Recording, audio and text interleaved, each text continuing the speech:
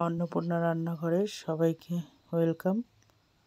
এই যে সবার প্রথমে দেখো পালং শাক দেখালাম, পালং শাক সেদ্ধ। পালং শাকটাকে আমি একটু সেদ্ধ করে নিই। আর দেখতে পাচ্ছ বড় বড় সাইজ করে আমি পনির কেটে নিয়েছি। আর বুঝতেই পারছো কিছু একটা করবো পনির দিয়ে। আর এখানে দেখো মশলা কি কি নিয়েছি: রসুন, চালমগজ, চীনাবাদাম আর টমেটো। মশলাটা প্রায় আমার পেস্ট হয়ে গেছে।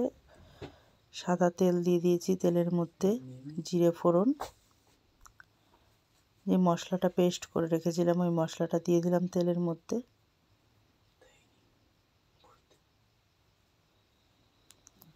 আজকে পালং পনির করব, দুটো রেসিপি হবে।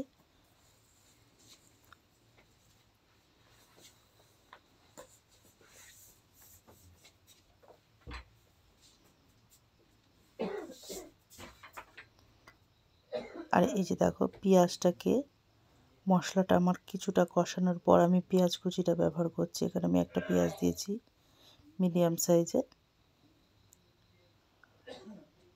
এই পর্যায়ে যখন মশলাটা থাকবে অর্ধেক, কিছুটা কষানো হয়ে যাবে, তখন পেঁয়াজটা দিতে হবে। পেঁয়াজটা একটু ছোটো করলে কাটলেই হবে। আস্তে আস্তে পেঁয়াজটা পুরো মজে যাবে, আগে ফোড়ন দেওয়ার দরকার নেই। পালং পনির তো আমরা অনেক রকমভাবেই খেয়েছি, তো একটু এইভাবে ট্রাই করে দেখো, আশা করছি ভালো লাগবে পালং পনির। আর আজকে তার সঙ্গে থাকছে ফুলকপির পরোটা। দুটো আইটেমই হেভি আইটেম, খুবই সুন্দর আইটেম শীতকালের দিনে।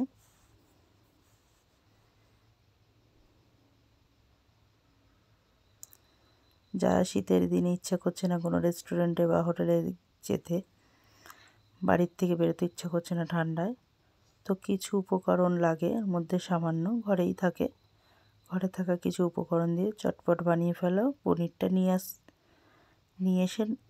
আসা হোক, পনিরটা থাকলে। আর ঘরে তো মোটামুটি সবারই কম বেশি শীতকালের দিনে ফুলকপি থাকেই, তো দুটো রেসিপি অনায়াসেই হয়ে যাবে।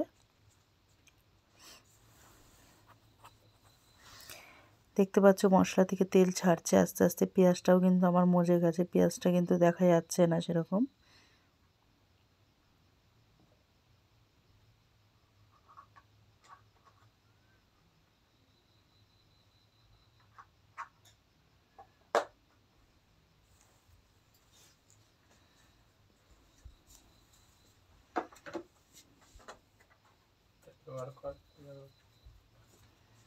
এর মধ্যে দিয়ে দিলাম এবার পালং শাকটাকে যে পেস্ট করে রেখেছিলাম সেটা। এর মধ্যে দেখলে কাঁচা পাকা লঙ্কা দিয়ে আমি পেস্ট করে নিয়েছি। আর পালং শাকটা যখন আমি সেদ্ধ করেছিলাম একটু নুন দিয়ে সেদ্ধ করেছি, সেই জন্য কালারটা এত দুর্দান্ত এসছে।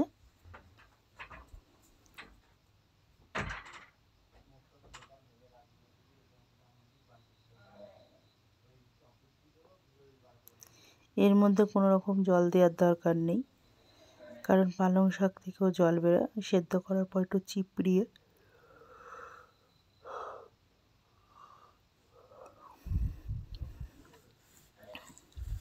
নিলেই হয়। চিপড়িয়ে সেদ্ধ করার পর চিপড়িয়ে মিক্সিতে দিলেই হয়। আজকে তোমাদের সাথে পালং শুধু না, গন্ধরাজ পালং পনির আমি তো করছি। সেটা আমি প্রথমে শুধু বলেছি পালং পনির। পালং পনিরটা আমি প্রথমে একটা জিনিস বলেছি কিন্তু, যে পালং পনিরটা তো আমরা অনেকেই অনেক রকমভাবে খেয়েছি। এইভাবে একবার ট্রাই করে দেখো, আশা করছি সবার ভালো লাগবে। আমি কিন্তু লেবুটাকে গ্রেট করে দিয়ে দিয়েছি কিছুটা।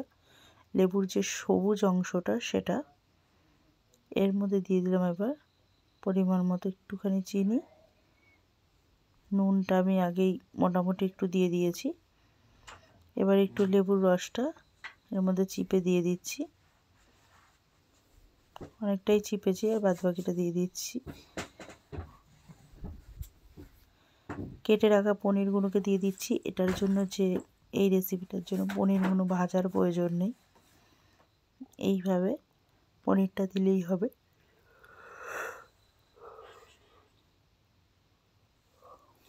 ভাজলে পরে পনিরের টেস্টটা নষ্ট হয়ে যাবে।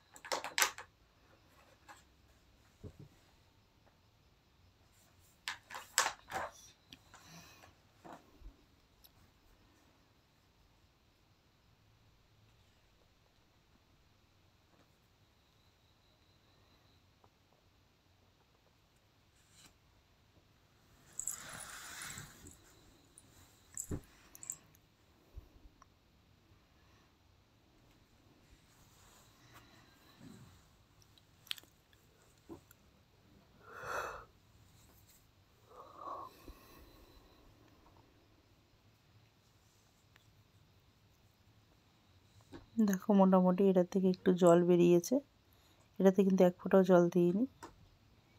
আর এই গ্রেভিটা ঠিক এরকম থাকবে, গা মাখো গা মাখো। আমার গন্ধরাজ পালং পনির কিন্তু কমপ্লিট। এবার আমি ফুলকপির পরোটাটা করে নেব।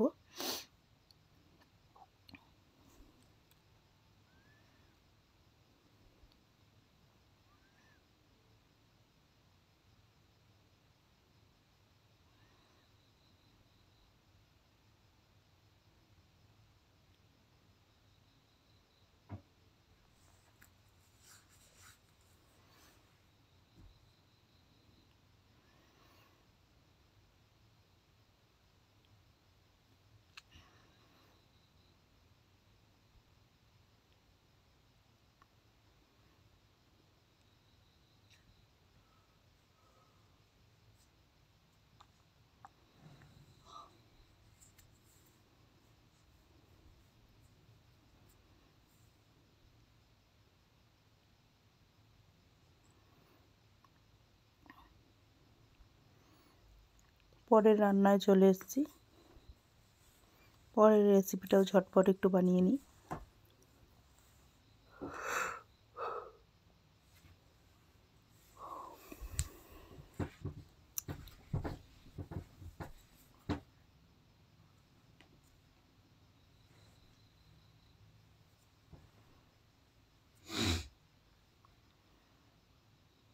পালং পনিরটায় যেরকম আমি কোনো আদা, জিরে গুঁড়ো, ধনে গুঁড়ো কিচ্ছু ব্যবহার করিনি, শুধু দেখতেই পেলে কিভাবে করলাম।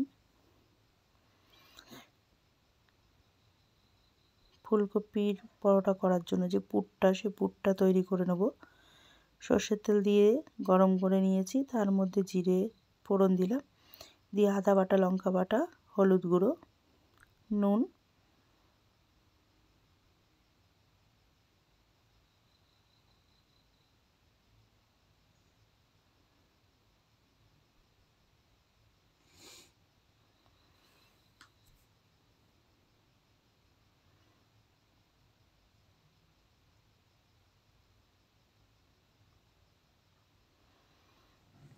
জিরে গুঁড়ো,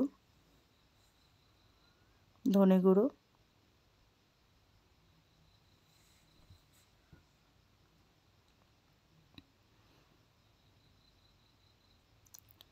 গ্রেট করে রাখা ফুলকপিটা দিয়ে দিলাম।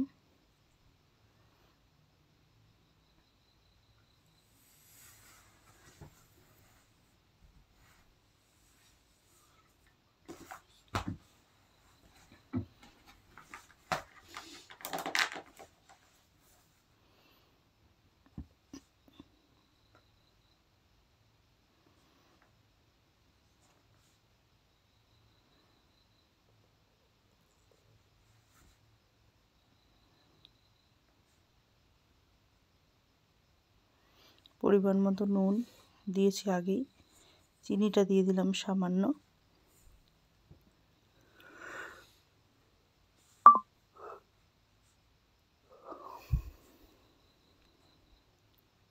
একটু ধনেপাতা কুচি দিয়ে দেবো।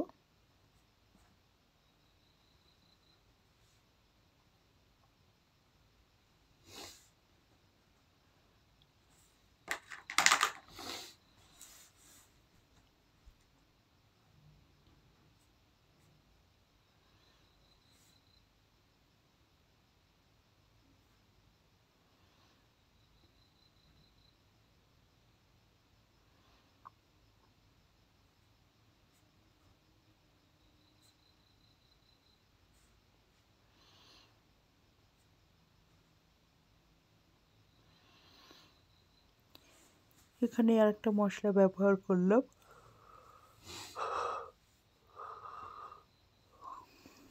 আমচুর পাউডার, আর সঙ্গে একটু চাট মশলা দিয়ে দিয়েছি। একসঙ্গে মিশিয়ে রেখেছিলাম দুটোকে, নিয়ে দুটোই দিয়ে দিয়েছি।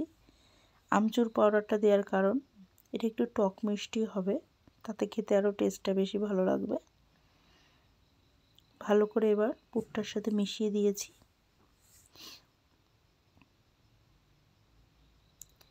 দিয়ে দিলাম একটু গরম মশলা,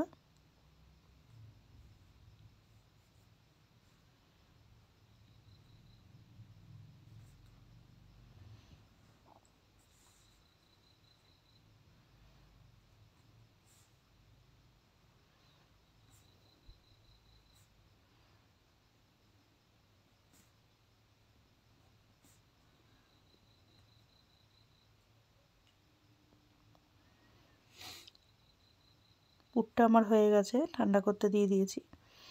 ততক্ষণ ময়দার লেচিগুলোকে বানিয়ে নিই। সামান্য 1 চিলটে নুন দেওয়া হবে, বিট নুন দিয়েছি সামান্য 1 চিলটে, বেশি কিন্তু দেওয়া যাবে না, যেহেতু পুরটা নুন দেওয়া হয়েছে তাহলে এটা নুন কাটা হয়ে যাবে। এবার একটু উষ্ণ গরম জল দিয়ে এটাকে মেখে নিতে হবে।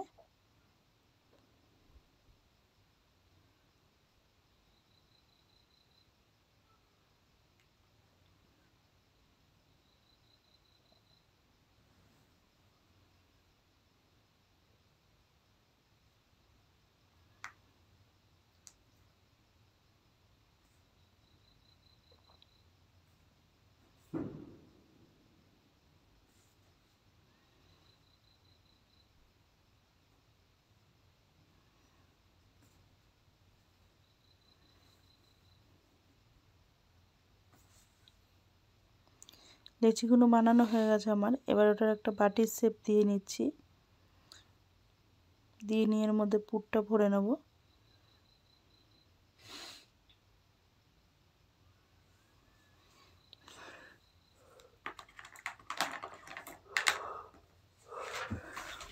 এখানে আমার 9টা লেচি হয়েছে।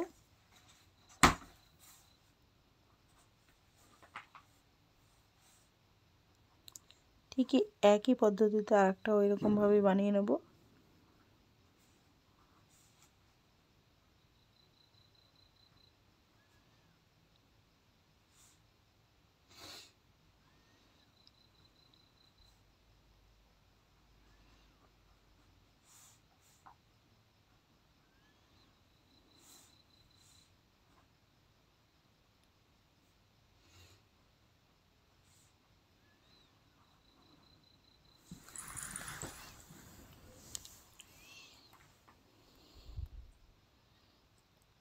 এটা একটু বেরিয়ে বেরিয়ে হচ্ছে, তাতে কোনো সমস্যা হবে না, কারণ পুরটা আমার একটু বেশি হয়ে গেছে সেই কারণে।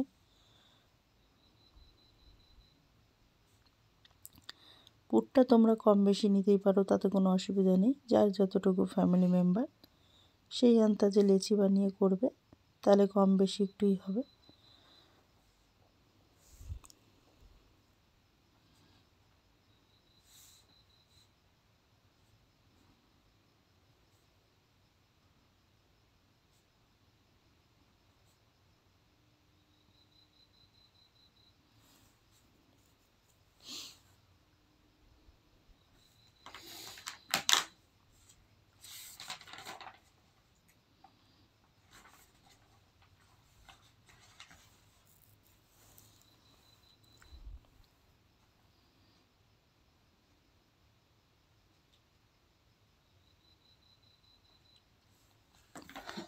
সবকটা লেচির মধ্যে পুর ভরা হয়ে গেছে, তেলও মাখিয়ে দিয়েছি। এবার আমার বেলার পালা, বেলে নেব।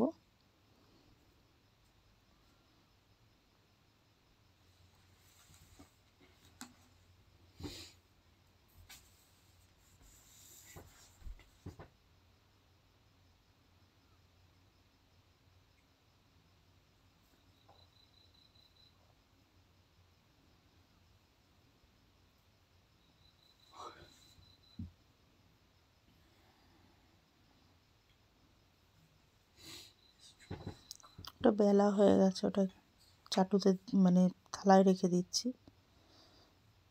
আর একটাও ঠিক একই পদ্ধতিতে বেলে নিচ্ছি। এটার একটু উঠে উঠে যাচ্ছে, এটা ভালো মতন হয়নি।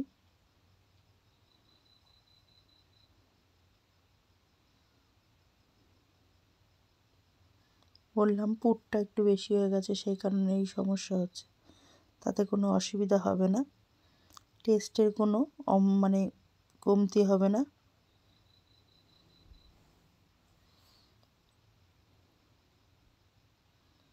আরও একটু তেল দিয়ে দিলাম।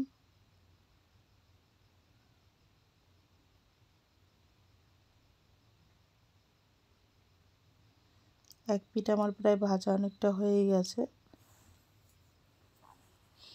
আর এক পিঠ ভেজে নিচ্ছি।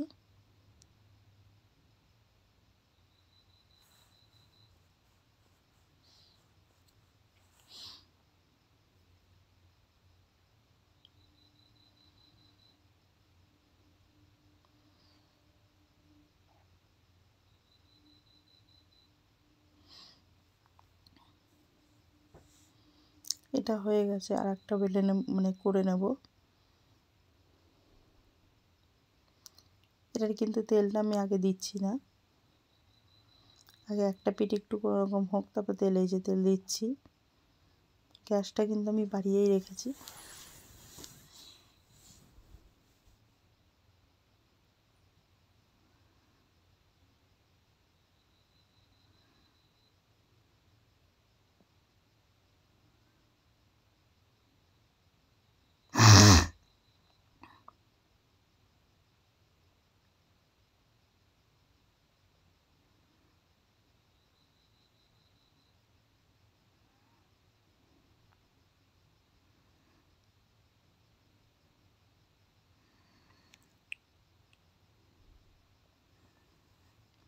ফুলকপির পরোটাটাও আমার হয়ে গেছে।